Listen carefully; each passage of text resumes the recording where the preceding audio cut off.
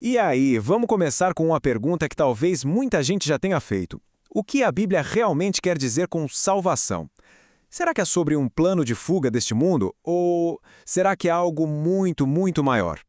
Hoje, a gente vai mergulhar nessa questão com as ideias do teólogo N.T. Wright. E olha, a resposta pode virar algumas chaves na nossa mente. Então, vamos direto ao ponto. Sabe aquela ideia de que a redenção é tipo um bilhete dourado para o céu? Uma forma de escapar de um mundo que está cheio de problemas? Pois é. Mas e se a história toda não for sobre fugir, e sim sobre transformar? E se o plano de Deus for muito mais ambicioso do que a gente imagina? Para a gente conseguir responder isso, o N.T. Wright nos convida a fazer uma viagem no tempo. A gente precisa voltar lá para o comecinho de tudo. É no projeto original de Deus para o mundo que a gente encontra a chave para entender o que deu errado e, claro, como a redenção se encaixa nesse grande quebra-cabeça. E aqui está a primeira grande ideia. A criação não é um rascunho, não é um palco descartável. A Bíblia começa de um jeito muito forte, dizendo que este mundo, este universo físico, com toda a sua beleza e complexidade, foi criado de propósito e chamado de bom. Esse é o cenário que Deus ama, onde a história dele acontece. Isso nos leva para um conceito que a gente ouve bastante, mas talvez de um jeito diferente. Ser criado à imagem de Deus, segundo Wright, não é só sobre ter certas qualidades. É uma função, é uma missão, é o chamado para a gente ser os representantes do governo amoroso de Deus aqui, no meio da criação.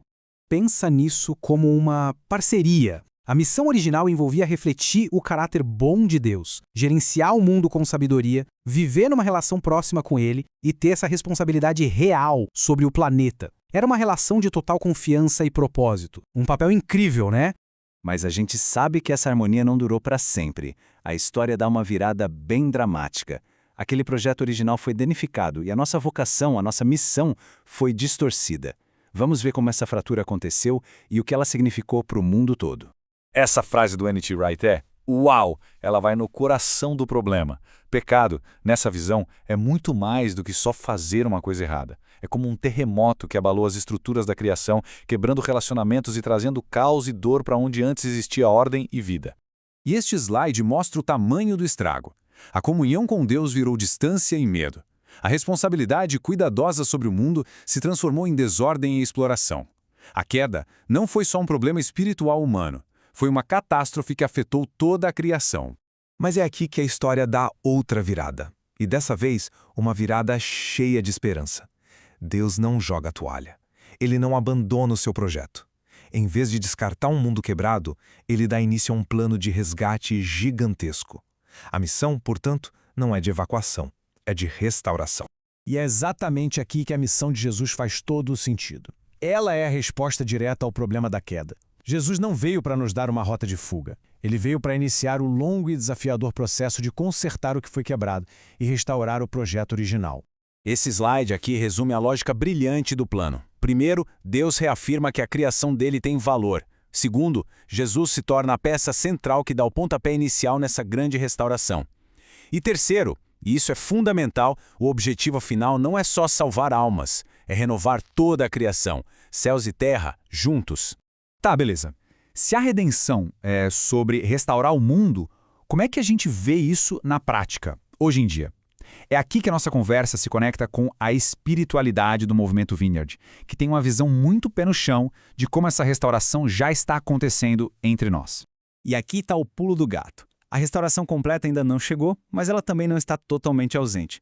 A ideia é que o reino de Deus já está invadindo o nosso presente. É como ver os primeiros raios de sol antes do amanhecer, sabe? São sinais, são amostras grátis de como o mundo vai ser quando for totalmente renovado. E que tipo de sinais são esses? Bom, não é nada abstrato não, são coisas bem concretas. Quando a gente vê uma cura que não tem explicação, um relacionamento que parecia perdido sendo refeito, alguém sendo liberto de um vício, ou uma vida sendo transformada da água para o vinho, a gente não está vendo só eventos isolados.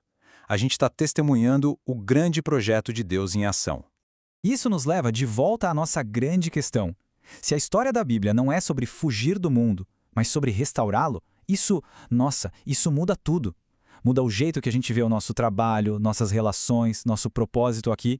Então, a pergunta final não é só teórica. É um convite para a gente olhar ao redor com outros olhos e se perguntar: onde, na minha vida e no mundo, já dá para ver os sinais dessa nova criação surgindo hoje.